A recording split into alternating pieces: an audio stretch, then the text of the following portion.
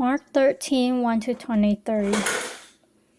Jesus explains to the disciple what will happen to the temple in Jerusalem, and he speaks about the persecution his followers will suffer. The reference to the awful horror probably refers to the prophecy that someone would set up an idol in the holy place in the temple and make people worship it instead of God.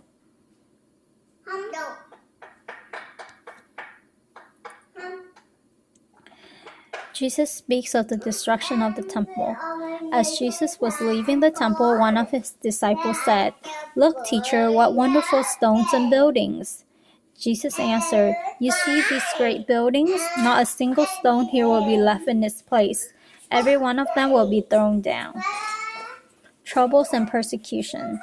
Jesus was sitting on the Mount of Olives across from the temple when Peter, James, John, and Andrew came to him in private. "Tell us when this will be," they said, "and tell us what will happen to show that the time has come for all these things to take place." Jesus said to them, "Watch out and don't let anyone fool you. Many men claiming to speak for me will come and say, 'I am he,' and they will fool many people. And don't be troubled when you hear the noise of battles close by and news of battles far away. Such things must happen, but they do not mean that the end has come. Countries will fight each other, kingdoms will attack one another. There will be earthquakes everywhere, and there will be famine. These things are like the first pains of childbirth. You yourselves must watch out. You will be arrested and taken to court. You will be beaten in the synagogues. You will stand before rulers and kings for my sake to tell them the good news. But before the end comes, the gospel must be preached to all people. And when you are arrested and taken to court, do not worry ahead of time about what you are going to say. When the time comes, say whatever is then given to you. For the words you speak will not be yours. They will come from the Holy Spirit. Men will hand over their own brothers to be put to death, and fathers will do the same to their children. Children will turn against their parents and have them put to death. Everyone will hate you because of me, but whoever holds out to the end will be saved." The awful horror. You will see the awful horror standing in the place where he should not be. Then those who are in Judea must run away to the hill. Someone who is on the roof of a house must not lose time by going down into the house to get anything to take along. Someone who is in the field must not go back to the house for a cloak. How terrible it will be in those days for women who are pregnant and for mothers with little babies. Pray to God that these things will not happen in the winter, for the trouble of those days will be far worse than any the world has ever known from the very beginning when God created the world until the present time. Nor will there ever be anything like it again. But the Lord has reduced the number of those days. If he had not, nobody would survive. For the sake of his chosen people, however, he has reduced those days. Then if anyone says to you, "Look, here is the Messiah," or "Look, there he is," do not believe it. For false messiahs and false prophets will appear. They will perform miracles and wonders in order to deceive even God's chosen people, if possible. Be on your guard. I have told you everything ahead of time.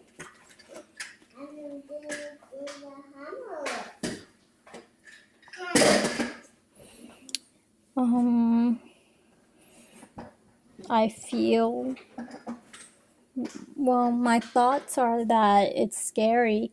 I don't want to live during those days, and according to my church teachings, believers, the rapture will come before the abomination of desolation, which this translation referred to as the awful horror. So I hope that my church interpretation is correct, and Calvary Chapel's interpretation of it is correct, and which I agree with. after reading the Bible, that I think what happened is the rapture will happen before the stuff comes, so that we believers who are before during the rapture time, our believers won't have to live through this if they believe before the time of the rapture.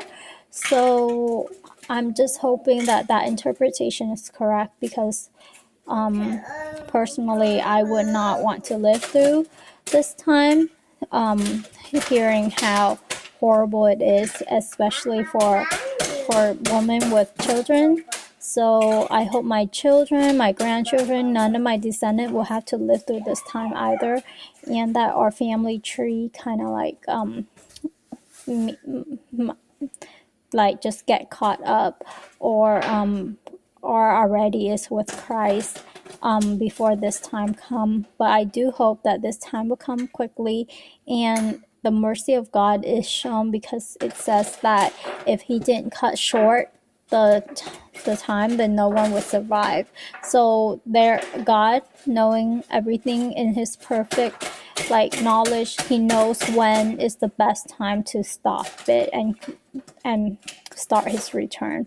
So I trust everything in God, and I pray for the people who do not yet know God, that they will know God, and that they will trust in him, knowing that he is good and knowing that he is perfect, that they will come to rest in him, so that they don't have to fear such events, and knowing that he will protect and save even through horrible events like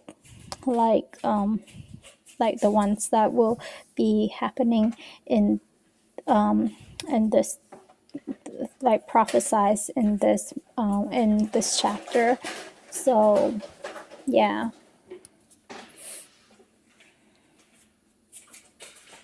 Amen.